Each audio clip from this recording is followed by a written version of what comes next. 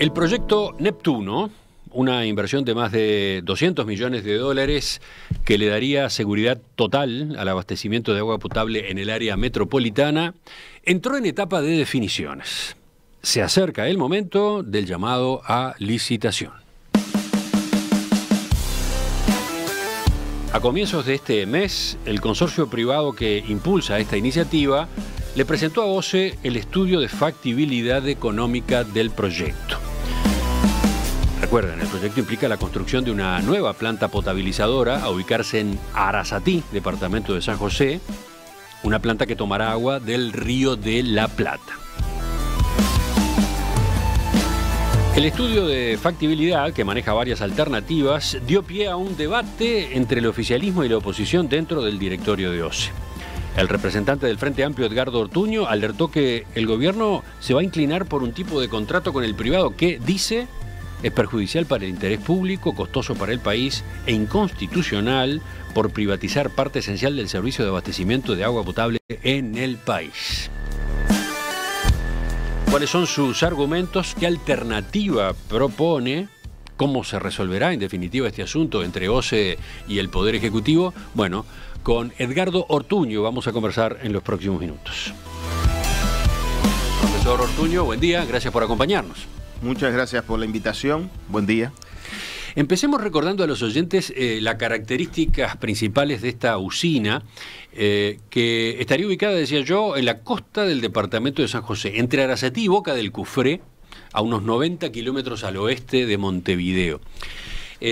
Con este proyecto se sale de lo tradicional, por varios motivos, pero para empezar, porque la usina no se nutre de la cuenca del río Santa Lucía, sino de agua del río de la Plata, ¿no?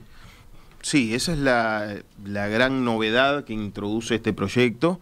De hecho, es el argumento central que maneja el gobierno, que manejan también los proponentes, para dar prioridad a este proyecto sobre el que venía trabajando la administración, sobre el que venía trabajando OCE, que era la represa sobre el arroyo Casupá, que continuaba trabajando con fuente en el Santa Lucía, ¿no? Para suministrar, abastecer agua bruta a la planta tradicional, la planta de aguas corrientes, que va a seguir siendo, aún con este nuevo emprendimiento, la columna vertebral del sistema Montevideo o área metropolitana, pero que frente a esta novedad tendría una planta alternativa, una nueva planta, y una nueva fuente alternativa, el Río de la Plata, que es el argumento central que se ha planteado. Lo otro, recordemos también lo que está de por medio, lo que es el telón de fondo. Lo que se busca es que el abastecimiento de agua potable en Montevideo y área metropolitana no dependa solo de esa histórica planta, la de Aguas Corrientes, la que nació hace más de 150 años, la que está sobre el río Santa Lucía. ¿Qué pasa? Hoy el 60% de la población del país depende de esa única fuente de agua, y bueno, eso implica que hay fragilidad, ¿no? Eso implica que el sistema de producción y distribución de agua potable sea extremadamente vulnerable ante una sequía o ante episodios de contaminación. De hecho, ya ha habido problemas, ¿no? Hemos tenido problemas de contaminación, hemos tenido situaciones en las que se ha estado al borde de la capacidad de generación de agua, ¿no? Bueno, lo primero es lo primero, es buena la pregunta, que es ubicar el problema, ¿no? ¿Cuál es el desafío que tenemos planteado? Para mí, un desafío a nivel país, a mediano plazo. Y el desafío está ubicado en el abastecimiento de agua potable para el entorno del 2045. Estamos hablando de asegurar el agua potable para como bien usted decía, el 60% de la población, más de la mitad de la población del país, para los próximos 20-25 años. OCE venía trabajando en estos estudios ya desde tiempo atrás, estudios prospectivos que deben hacerse justamente para solucionar ese tema a mediano plazo. En la situación de la coyuntura, en la situación actual, es cierto que el sistema viene obviamente exigido por el cambio climático, por las sequías, pero también es cierto que venimos satisfaciendo bien la demanda de agua potable con la producción de la planta de Aguas Corrientes, que ha tenido mejoras, que ha sido fortalecida, tiene nuevas tomas, tiene nuevos emplazamientos. Una inversión de 55 millones de dólares se ha venido desarrollando en los últimos 15 años de las administraciones pasadas. Tuvimos el pico este año con las olas de calor, que quizás sea un buen ejemplo para la audiencia de cómo el clima impacta en la demanda de agua de 702.000 metros cúbicos al día, es un pico histórico que nos tocó ahora en esta gestión, y los estudios hablan de que en ese horizonte de mediados de siglo vamos a estar en 840.000 metros cúbicos día de demanda. Por lo tanto, tendremos déficit si no hacemos una obra importante, y por eso la importancia de este tema, ¿verdad?, de encarar, y por eso la actitud que estamos adoptando como fuerza política, de tratar de contribuir a la mejor solución para solucionar este tema para toda la población, para las futuras generaciones, ¿verdad? Estamos hablando de varios periodos de gobierno hacia adelante, y también evitar que se cometa un error, a nuestro modo de ver un error grave, en el camino para solucionar este tema que se elija. La alternativa que se había manejado con más entusiasmo en el gobierno anterior, la de la presa, una represa en la zona de Casupá, ¿quedó por el camino? Bueno, la prioridad era la represa de Casupá para las administraciones anteriores. De hecho, el doctor Tabaré Vázquez es uno de los dos temas que elige para entregar al electo presidente Lacalle Pou para continuar como política de Estado, por la razón de la importancia del tema, como decíamos, pero a su vez porque efectivamente se venía trabajando desde 2014 con sucesivos estudios de ingeniería, estudios ambientales, y realmente se llega al 2020 con todo pronto para el llamado a licitación, ¿no? Es decir, con una inversión importante de recursos por parte de OCE, del Estado, con el financiamiento otorgado por CAF, por la Corporación Andina de Fomento, y con el estudio ambiental también de inminente aprobación, de inminente cierre. De hecho, quedaron prontos estos dos estudios finales en el primer semestre del 2020. Fíjese lo que son las cosas,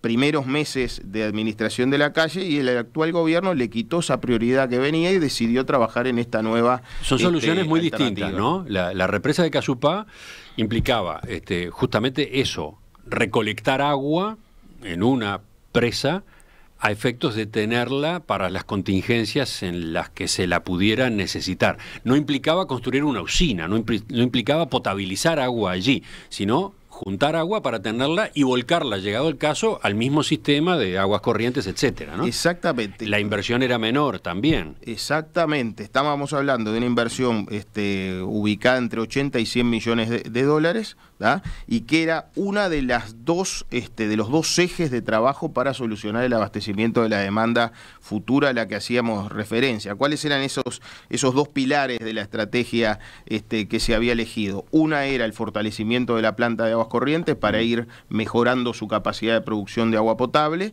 por eso hacía referencia a esos más de 50 millones de dólares invertidos allí, y la segunda era asegurarle disponibilidad de agua bruta embalsada para que pudiera producir más. No me gusta aburrir mucho con números, para que se tenga una idea. Hoy la capacidad de embalse está fundamentalmente centrada en la represa de Paso Severino, seguramente muchos conozcan, que embalsa 67 millones, ¿tá?, de metros cúbicos de agua. Casupá embalsaría 118 millones, por lo tanto se triplicaría la capacidad que tenemos de reserva de agua para nutrir esa planta de aguas corrientes, que fortalecida entonces estaría en condiciones de producir más agua y de solucionar el tema. Como decía, 100 millones de dólares en el mayor de las hipótesis. Ahora el gobierno, legítimamente, el nuevo gobierno electo, opta por cambiar la prioridad, ¿tá? En principio se habló de proyecto alternativo a Casupá. hoy por hoy, y esta es una novedad que también trae el último informe del estudio de factibilidad, habla de que igual, aún con esta nueva planta que va a producir 229.000 metros cúbicos, ¿verdad? Estamos en un tercio de lo que produce Aguas Corrientes, que seguirá siendo la columna vertebral del sistema de abastecimiento, y por eso ahora el propio estudio de factibilidad plantea que en un horizonte, ellos hablan de 2037, también habría que construir una nueva reserva de agua bruta para asegurar entonces ese abastecimiento. Es decir, que la inversión que se había proyectado es una inversión importante, estratégica, y por eso es bueno, y ahora entramos al centro de mi planteo de estas últimas horas, de estos últimos días, en los que realicé un informe, concurrí a la mesa política del Frente Amplio, también lo plantea el gobierno, esperamos tener receptividad del propio Lacalle Pou, porque es un tema muy importante. A ver, si entiendo bien, el Frente Amplio, usted como representante del Frente Amplio en el directorio de OCE, se aviene a que se vaya por este camino, se vaya por el proyecto Neptuno, que es distinto al de la represa que se había pensado en Casupá, pero tiene algunas observaciones, tiene algunas preocupaciones, de eso estamos hablando. Exactamente. Le propongo una pausa y ya nos metemos entonces en eso. Seguimos en Diálogo en Perspectiva con Edgardo Ortuño, representante del Frente Amplio en el directorio de OCE.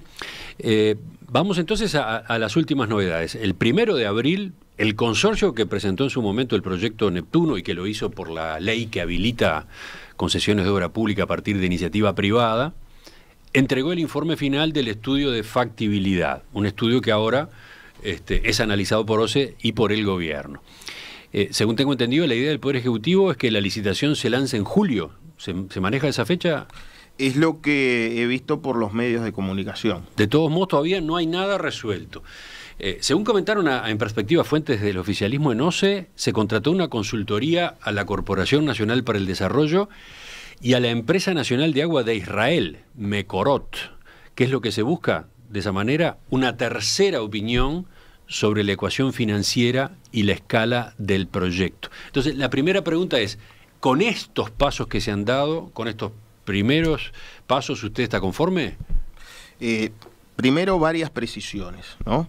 La primera tiene que ver con el marco legal que rige este procedimiento por el que optó el gobierno y que usted hacía referencia, que es la iniciativa privada, Ley 17.555, que es muy clara en establecer la responsabilidad del consorcio una vez aceptada la propuesta, que tiene dos consecuencias bien importantes. Primero, levanta la confidencialidad, que en temas tan importantes como estos es clave para que la ciudadanía pueda evaluarlos, pero lo fundamental es que habilita el estudio de factibilidad, ¿verdad?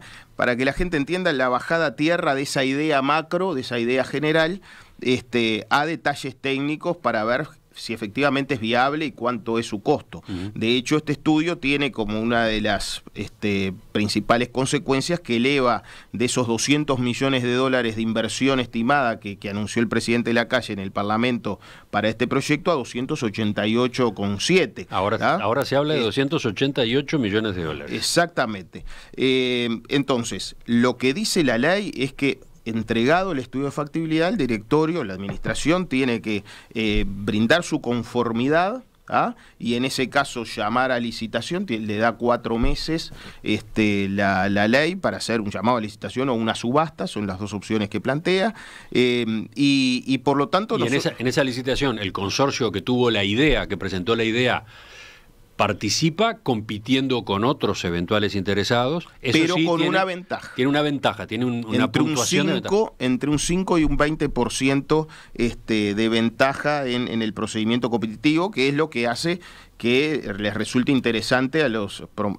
actores privados proponer iniciativas. Entonces, estamos hoy en condiciones de tomar una decisión más allá de la idea del Poder Ejecutivo o de la mayoría del directorio de consultar otras opiniones, que esta es la segunda precisión. Todavía no hay nada firmado con CND.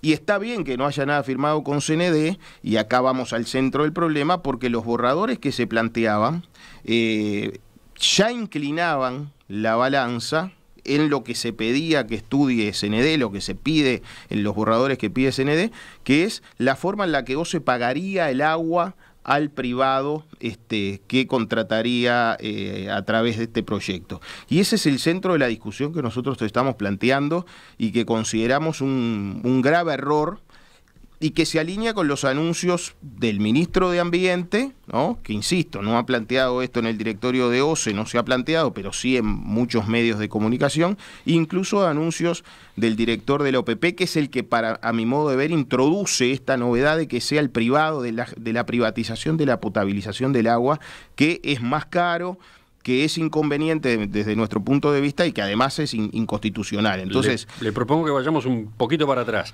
Primero, recordar a grandes rasgos en qué consiste el proyecto, ¿no? Dijimos ya al pasar que es muy distinto a la idea de la represa en Casupá. La represa era eso, un embalse y punto. Acá estamos hablando de una usina potabilizadora de agua.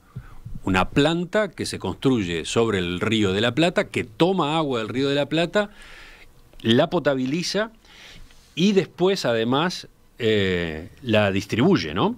La transporta hasta inyectarla en el sistema Montevideo, ¿no? Son 80 kilómetros de tubería. Esa es la propuesta original que plantea el consorcio. SACEM, Berques, Ciemsa, FAST, las empresas prestigiosas, importantes empresas constructoras del país, que son expertas en eso, en la construcción, y por eso en la propia iniciativa privada plantean, y esto es bueno señalarlo, el proyecto de construcción. No se plantea la operación de la planta en el proyecto original, tampoco en la propuesta que hace la gerencia general encabezada por el ingeniero Castañino al directorio. Es el gobierno el que pide estudiar otras alternativas, por eso yo ubico la responsabilidad en la OPP, y es allí donde el consorcio estudia en la factibilidad los caminos y nos propone 5. Ahí está, el estudio de factibilidad plantea 5 opciones de contratación, digamos. 5 opciones para resolver para implementar el proyecto, ¿no? Que es el tema central de la discusión. ¿Por qué? Si de las 5 opciones se plantea como primera opción, la que yo defiendo, la que defendemos, que es que OCE contrate justamente la construcción de la obra, de toda esta infraestructura, que ahora vamos a ver que se han agregado elementos, también producto del estudio de factibilidad, pero que inmediatamente luego de la construcción o se recibe la infraestructura y la opera de pleno derecho, es propietario de la infraestructura, tiene el derecho de uso, y lo que es más sustancial, va a operar y por lo tanto va a potabilizar el agua ejecutando los procedimientos técnicos que son complejos, si bien no lo es abrir el agua a la canilla y que afortunadamente en Uruguay tenemos la costumbre de beber el agua que potabiliza OCE.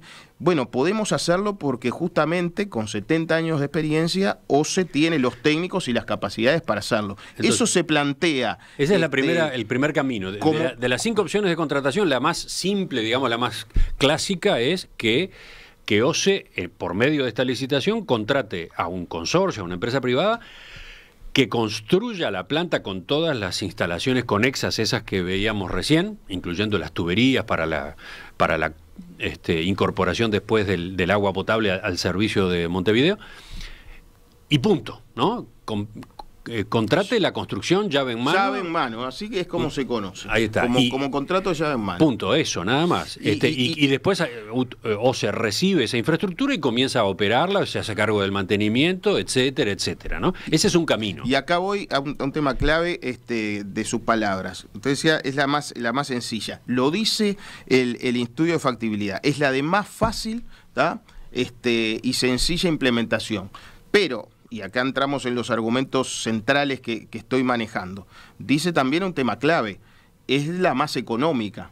¿tá? Ahora veremos el tema de lo económico. 12 millones de dólares más barato menor el costo por año. Hablamos de un proyecto a 30 años, que es otra cosa que no hemos mencionado, ¿verdad? La construcción de la que venimos conversando son 2 años, pero el proyecto es a 30 años, es decir, que luego vienen 28 años de operación, mantenimiento de esa infraestructura. Y bueno, el estudio de factibilidad, al presentar esas 5 opciones, dice, bueno, la más económica para OCE es que se haga cargo, como viene haciendo, de la operación de la planta. Pero tiene otra cara, ¿no?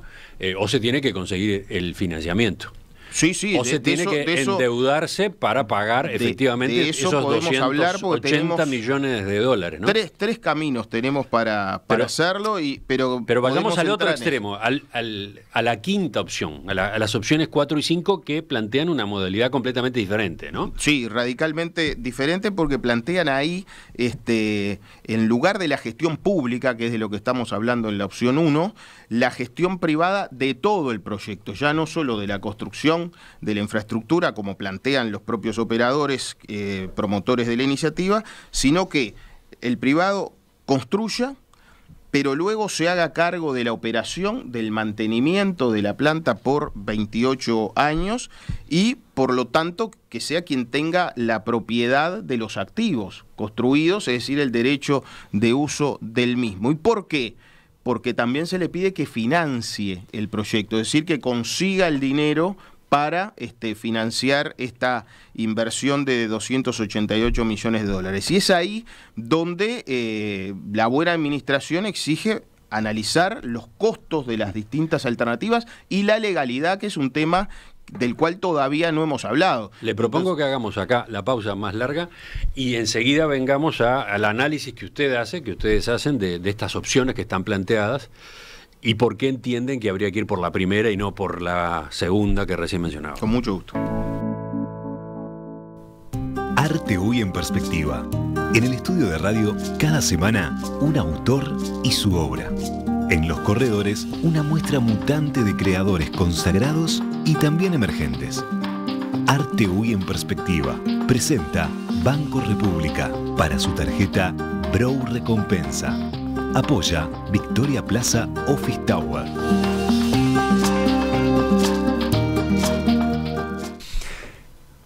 La firma, la autora de esta semana en nuestro ciclo es Marcela Arocena, psicóloga y logoterapeuta. Hace más de 20 años dirige el CELAE, Centro de Logoterapia y Análisis Existencial. Ha dictado conferencias de su especialidad en varios países, pero al mismo tiempo tiene esta otra vertiente. Estudió Bellas Artes en paralelo con la carrera de Psicología. Hace unos 10 años comenzó la formación en el taller de dibujo y pintura de Sisto Pascale, que continúa hasta el día de hoy. Allí aprendió también acuarela, acrílico y diseño.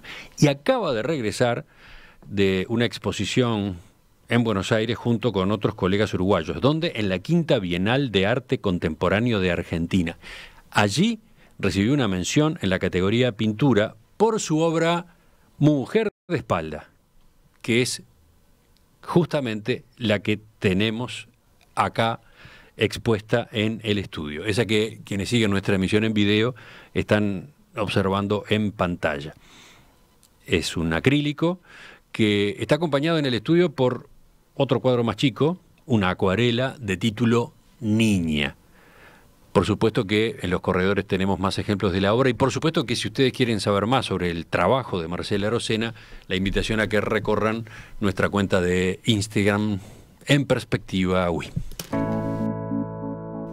La construcción de una nueva planta potabilizadora de agua en la costa de San José, sobre el río de la Plata, que implica una inversión de unos 280 millones de dólares, entró en su etapa de definiciones.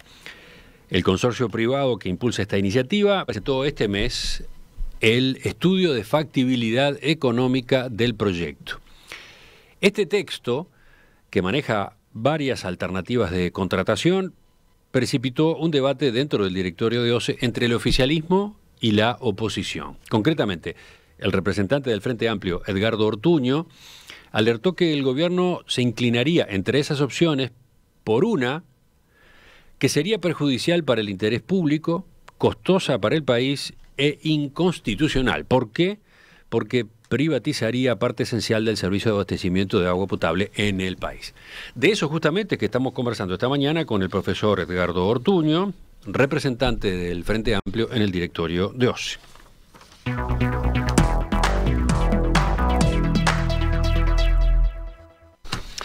Vayamos entonces a la discusión, esta que ha quedado planteada, esta en la que usted ya daba algunas pinceladas recién. Básicamente la polémica por el financiamiento está centrada entre la primera y la última opción que se incluye en el informe de factibilidad. La primera implica que OCE solo contrate a este consorcio ganador de la licitación, la construcción del proyecto, y luego asuma la operación y mantenimiento de la planta. La última opción implica que el proyecto es implementado completamente por el privado y OCE se obliga a pagar un canon por la disponibilidad de la planta, por su operación, mantenimiento y los costos financieros del proyecto. Cuéntenos entonces cuál es su examen de estas alternativas. Bien. Lo primero que hay que decir es que el gobierno ha resuelto caminar en una dirección que supone un proyecto 3 veces más costoso que la solución planteada en las administraciones anteriores, ¿verdad?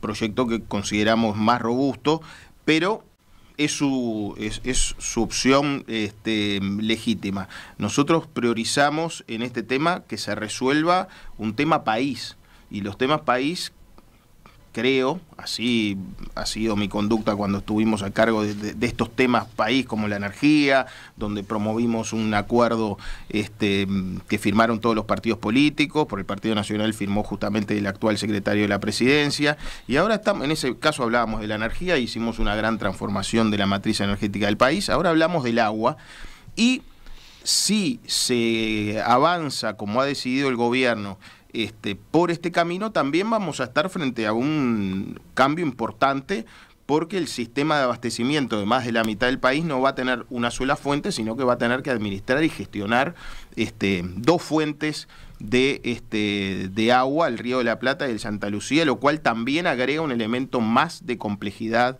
técnica y de experticia. Entonces, lo primero que estamos diciendo es el camino de que OCE se haga cargo del proyecto, es el camino natural, ¿ah? Es el camino que apuesta a que cada quien haga lo que sabe hacer y es su experticia. Las empresas constructoras construyen, entregan llave en mano el proyecto, y OCE, que tiene 70 años, este año cumple el 70 aniversario de experiencia y capacidad acumulada en la potabilización, es quien opera la planta y potabiliza el agua, la transporta a Montevideo, gestiona esta doble fuente que tendría el país, y nos da a los uruguayos y a las uruguayas la garantía de que la calidad del agua cumple con toda la normativa, tiene entonces la calidad que OCE nos tiene acostumbrados para el agua. Lo hace a menores costos, ¿da? Yo acá tengo... ¿Cómo es eso de los menores costos? Le voy a dejar la información del consorcio, ¿verdad? No es información ni del Frente Amplio ni que manejemos nosotros personalmente. La opción 1 tiene un costo por año de operación y mantenimiento de $25,9 millones, lo que totaliza al final del proyecto $725 millones de costo adicional a los 288, que es solo por la construcción, ¿verdad? Aquí estamos hablando de la operación y el funcionamiento de la planta. Frente a eso, la opción por la que se inclinaría el gobierno, o por lo menos la que han adelantado algunos de sus voceros, tiene un costo anual de $37,9 millones, es decir, que pagaríamos $12 millones por año de más que en caso de operar la OCE, y tiene un costo final de $1.060 millones contra los 725 millones de la operación de OCE. 335 millones de dólares de sobrecosto, que en este capítulo, que es el de los costos de las finanzas públicas, que es bueno decirlo, es el de los bolsillos de las personas, de los ciudadanos, porque una inversión de este tipo naturalmente impacta en el presupuesto de OCE y va a impactar también en las tarifas, ¿tá? Pero a su vez, el segundo elemento por el cual decimos que la opción de la privatización de la gestión del agua potable es un mal negocio porque es más caro. En segundo lugar, decimos, no da la garantía de la experticia necesaria que sí tiene OCE para la potabilización de agua. Estas empresas no han potabilizado agua, no saben hacerlo, tendrán que salir a contratar, por eso también los costos. Y un tema clave y central que he dejado para el final, porque hace también al debate ciudadano y al debate político, que es notoriamente inconstitucional. En 2004 las uruguayas, los uruguayos votamos un plebiscito que muchos lo recordarán como el plebiscito del agua, donde se resolvió con el 65% de votos afirmativos de la población, es decir, largamente muchos más votos que los del Frente Amplio, porque este es un tema país, que el agua pase a ser considerado por la Constitución de la República como el acceso al agua potable como un derecho humano fundamental, y para garantizarlo se estableció a texto expreso en el artículo 47 de la Constitución que el servicio de abastecimiento de agua potable debe ser prestado, dice la Constitución, directa y exclusivamente por personas jurídicas estatales, en este caso OCE claramente, ¿verdad?, que es las obras sanitarias del Estado. Vamos por partes. Usted habló de dos grandes argumentos. Uno, el costo de una solución comparado con el otro. Y el costo, la experticia y la constitucionalidad. Tres argumentos. Hablemos primero del costo. Consultábamos al presidente de OCE, Raúl Montero, a propósito de la primera solución, la más barata, la que usted resalta como más barata. Esta que implicaría 25,9 millones de dólares por año para OCE. Sí, pero agravaría el endeudamiento de OCE. Montero destacaba que con esta opción OCE tiene que salir a buscar financiamiento y asumir además todos los riesgos ante posibles incumplimientos, inconvenientes y retrasos en la obra. Añadía, enfatizaba que las finanzas de OCE no están como para seguir aumentando el endeudamiento. ¿Qué dice usted sobre esa objeción al camino que usted propone, al camino número 1, digamos? Digo, en primer lugar, que se equivoca el presidente de OCE y lo voy a demostrar con datos de sus propios servicios técnicos, nuestros servicios técnicos, porque afortunadamente son de toda la empresa. Tengo aquí un informe de la Gerencia General basado a su vez en informes de las áreas de financiamiento y de presupuesto, que muestran que justamente el endeudamiento de OCE está disminuyendo y va a disminuir drásticamente justamente en este periodo de gobierno, y la razón es que los 1.300 millones de dólares que invirtieron las administraciones del Frente Amplio en agua y saneamiento, una inversión histórica, justamente se financiaron mediante el mecanismo de la emisión de fideicomisos, que son los mecanismos más económicos para tomar endeudamiento que existen en el mercado. Hablamos de 2,9 a 3,5 de tasas de interés frente al 7-8% que tendrían que salir a conseguir el dinero los privados si se avanzara por el camino que defiende hoy el gobierno. Decía este informe ingeniero de la Montero. Gerencia General,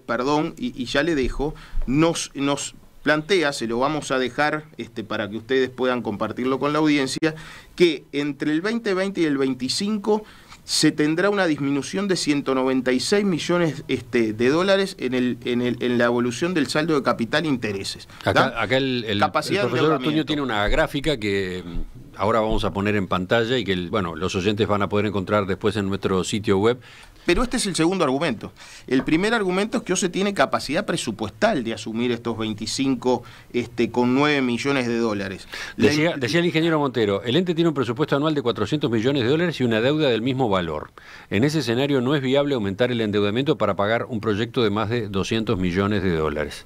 Se equivoca, porque confunde por un lado presupuesto anual con lo que es el pago de inversiones, operación y mantenimiento que se harán por 30 años. En todo caso tendría que multiplicar 400 por 30. Lo que hablamos es de los costos anuales. El segundo argumento, decía yo, es la capacidad de tomar endeudamiento que la propia Gerencia General nos muestra y nos presenta un escenario favorable. Tan favorable es, ustedes lo van a ver en la gráfica, que en los años de ejecución de este proyecto prácticamente tiende a cero. Ya en el año 2039 prácticamente no hay pago ni de capital ni de intereses, pero ya hoy tenemos 200 millones de dólares para tomar deuda. De hecho, antes de que apareciera la novedad, por eso vamos a afirmar que es una decisión política en caso de adoptarse el camino de la privatización, OCE venía trabajando, y por eso tenemos estos informes, en la emisión de un nuevo fideicomiso, justamente para financiar esta inversión necesaria y para financiar otras como saneamiento y demás otros temas que podemos hablar en otras charlas. Pero lo primero tiene que ver con el presupuesto. El actual gobierno tomó la decisión política de topear el presupuesto en inversiones en 71 millones de dólares anuales. Entonces, en la década anterior, Cotelo, en las administraciones nuestras, el promedio de inversión fue de 100 millones. No solo se topea en 71, sino que incluso tuvimos una ejecución el año pasado de 61 millones. Es decir, el gobierno ha decidido invertir mucho menos, pero aún con esas cifras del gobierno, 70 millones de dólares de entorno de tope de inversiones anualmente podemos hacernos cargo, hacer frente a una inversión de 25,9 millones de dólares. Para que la gente entienda, un tercio de la inversión permitida por el actual gobierno para garantizar el abastecimiento de más del 60% de la población. Parece razonable, ¿no? Invertir, pensémoslo en las cuentas familiares. Bueno, para asegurar un tema clave como el agua, bueno, invierto una tercera parte de lo que tengo disponible. Es decir, presupuestalmente las cuentas dan. Si hubiera necesidad de endeudamiento, también las cuentas dan, porque cae radicalmente el endeudamiento de OCE. Y lo tercero, tenemos disponible financiamiento ofrecido al Estado. No olvidemos que el Estado se endeuda a tasas y por lo tanto un costo mucho menor que los privados por la seguridad que da en el repago de las mismas. Tenemos disponible financiamiento de CAF, la Corporación Andina de Fomento, que de hecho ya había otorgado el financiamiento para la alternativa que el gobierno descartó, que era la represa de Casupá, pero tenemos del BID, tenemos del Banco Mundial. Por lo tanto, es una decisión política de gestión financiera del gobierno si se va por este camino de la privatización, más costoso, que no garantiza la calidad del proceso de potabilización, y nos mete en una discusión política jurídica porque violenta claramente lo dispuesto en el artículo 47 de la Constitución y en el 188, que deja vedado la posibilidad de empresas mixtas o emprendimientos compartidos entre capital público y privado exclusivamente para el agua y el saneamiento. ¿Usted no le convence entonces el argumento de la presidencia de OCE de que por el último camino es un poco más caro? No, discúlpeme, es mucho más caro. Son 335 millones de dólares más. El ingeniero Montero, toda la obra que podemos hacer de agua, de saneamiento, con esa disponibilidad de recursos. Lo que resalta es que sí, es más caro, pero ocurre que el privado es el que corre con todos los riesgos, en deuda, busca financiamiento, y OCE solo empieza a pagar cuando la obra está pronta, terminada, ¿no? No habría, primero, OCE empieza a pagar cuando la obra esté terminada. Hablamos dentro de 2 años, o sea que en todo caso son los tiempos que todo el endeudamiento que se ha ofrecido a OCE por parte de los organismos multilaterales e incluso mediante el camino del fideicomiso otorgan como años de gracia. O sea que en caso de hacerlo OCE tampoco tendría que pagar nada hasta que estuviera pronta. Y el hecho de que ese camino se parecería a las PPP, a los contratos de participación público-privada que proliferaron durante los gobiernos del Frente Amplio, por ejemplo, para construcción de rutas, ¿cómo lo observa?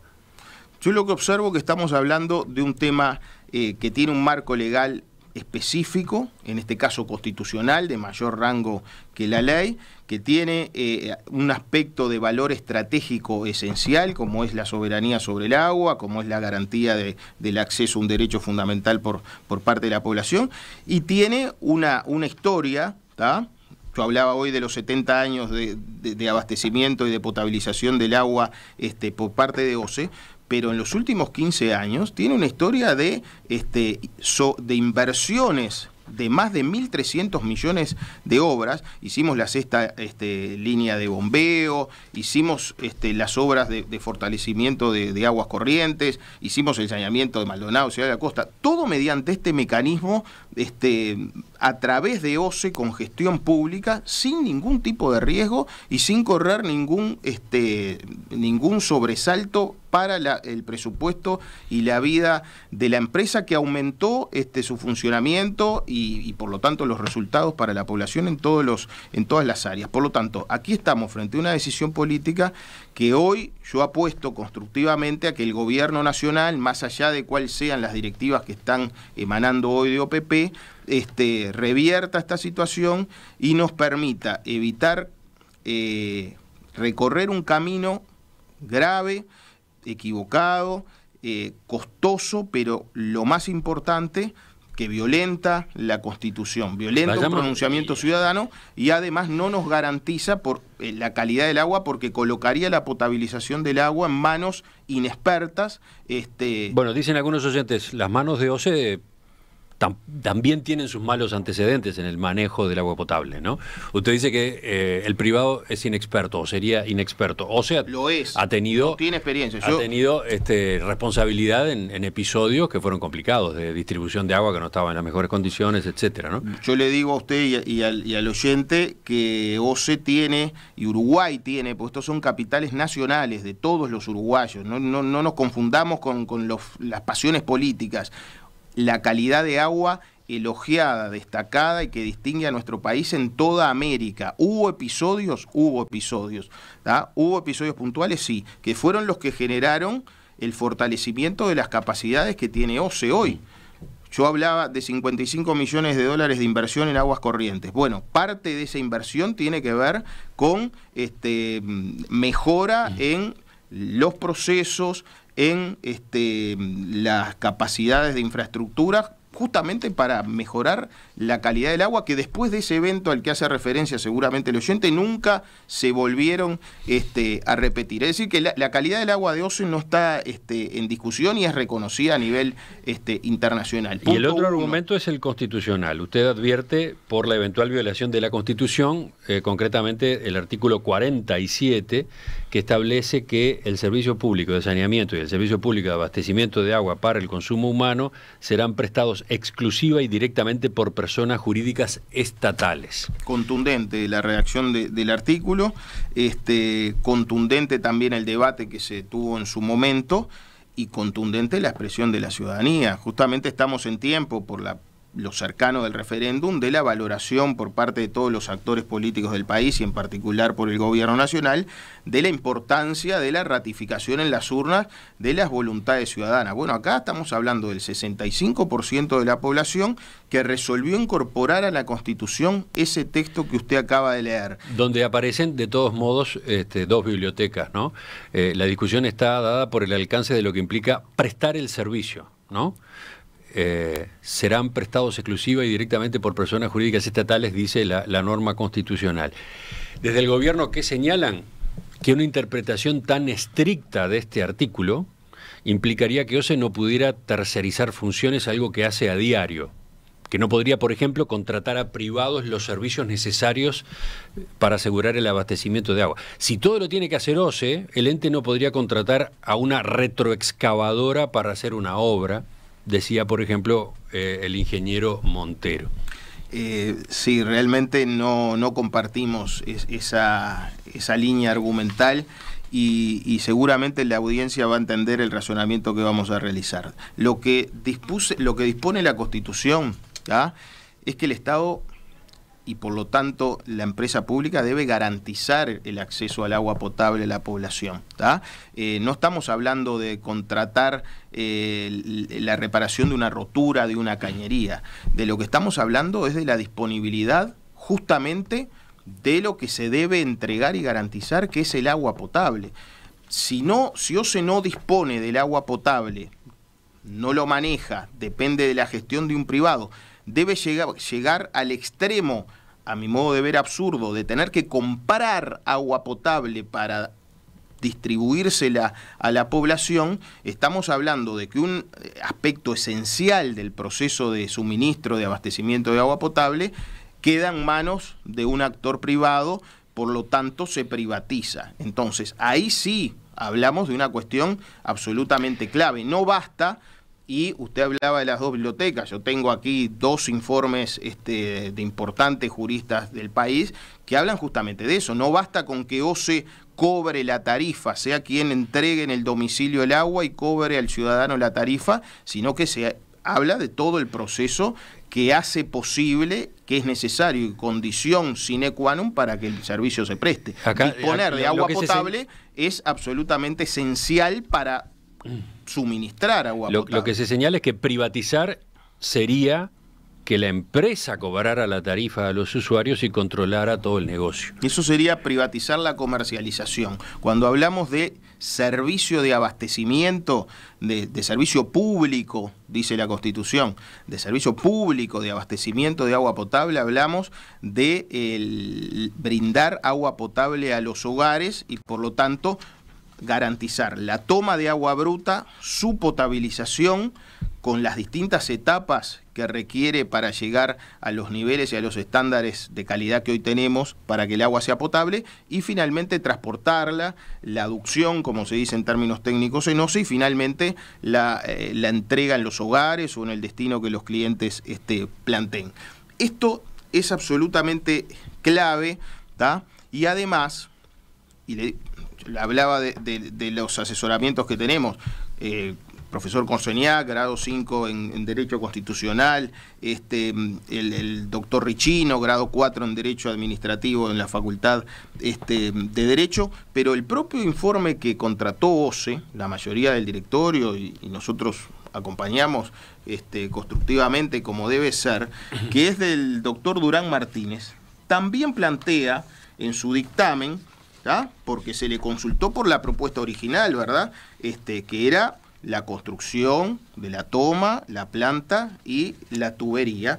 Y el propio Durán Martínez, después de citar a distintos académicos, señala, y leo textual: en el caso en estudio, todas las actividades propuestas configuran obra pública y el contrato objeto de la iniciativa privada es un contrato de obra pública, muy distinto del contrato de concesión de servicio público y de concesión de obra, ambos vedados en el caso por el artículo 47 de la Constitución, ya que ellos suponen una habilitación al concesionario para prestar el servicio. Esto último no ocurre en el contrato de obra pública, ya que una vez que la obra está terminada, se entrega a la administración para que ella la explote y preste directamente el servicio. Este es el dictamen.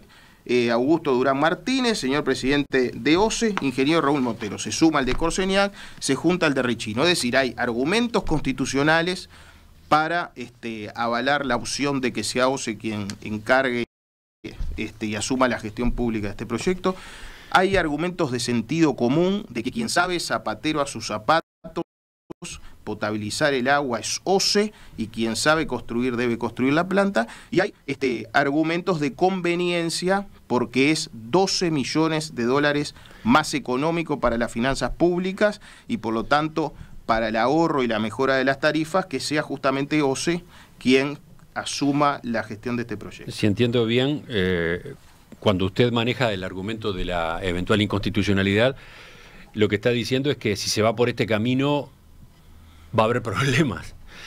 O sea, no va a ser un camino que se recorra pacíficamente, que va a haber seguramente movilizaciones, que va a haber recursos de inconstitucionalidad, etcétera.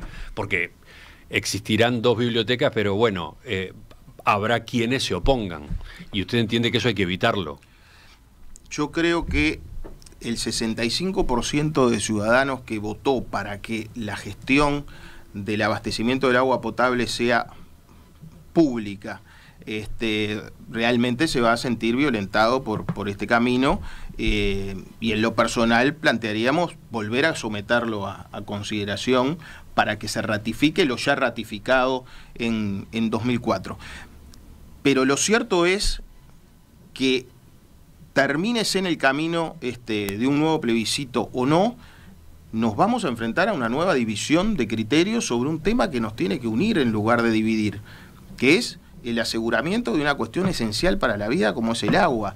Hay mucho tema de debate político y yo soy consciente de que están incluso por momentos o algunos actores crispados los ánimos políticos del país, pero tenemos que tener la capacidad, siempre la tuvimos en el Uruguay, de construir políticas de Estado en aquellos temas que nos trascienden como actores políticos. Acá estamos hablando de un proyecto por 30 años, en realidad para sus hijos, para mis hijos, para los nietos, varias generaciones. Bueno, tengamos la altura política y yo soy de los que creo y confío que todavía en el sistema político uruguayo la tenemos, para por lo menos pensar, reflexionar, abrir una ventana de discusión, de conversación entre la oposición y el gobierno, a nivel ciudadano, con los actores académicos, sobre cuál es el mejor camino para resolver. Bueno, se venía trabajando en un camino.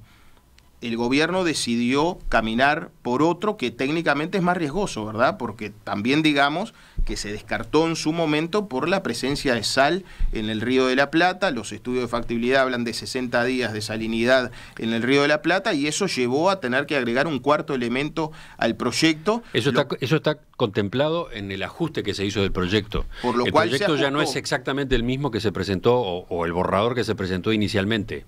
El proyecto no es el mismo, el trabajo técnico realmente ha sido muy riguroso, tenemos que reconocerlo, y para resolver algunas de las debilidades del proyecto que yo mismo planteaba en el momento de aceptación de la iniciativa, se incorporaron respuestas. Una de ellas es el tema de la salinidad, con la construcción proyectada de un polder, para que la gente entienda, de una reserva, una especie de laguna artificial de agua dulce, justamente para que la planta pueda tomar agua dulce cuando el río no lo permite, por su presencia de sal. También hablábamos de la inconsistencia de inyectar agua en el oeste de Montevideo, cuando las necesidades mayores están en el este. Bueno, ahora el proyecto incorpora 9 kilómetros más de tubería para llevar y poder unir el recalque de Melilla, que es a donde se planteaba llegar con el agua en el proyecto original, con los tanques de Cuchilla Pereira, donde sale la quinta línea de bombeo. Es decir, que técnicamente el proyecto ha ido solucionando algunas debilidades, aunque mantiene, bueno, esa duda mayor que es la conveniencia en función de sus costos y de este tema de la salinidad. Bueno, el gobierno decidió este nuevo camino. Está bien, tiene la legitimidad para hacerlo. Lo que decimos es, de las 5 opciones que se plantean para realizar este proyecto, no elijamos el camino peor, el que nos divide, el que tiene más polémica, pero sobre todo el que tiene más costo para las finanzas públicas y para la población, que va a terminar pagando tarifas más caras, sin la seguridad de que quien le ha potabilizado el agua en los últimos 70 años ya no esté a cargo de la tarea.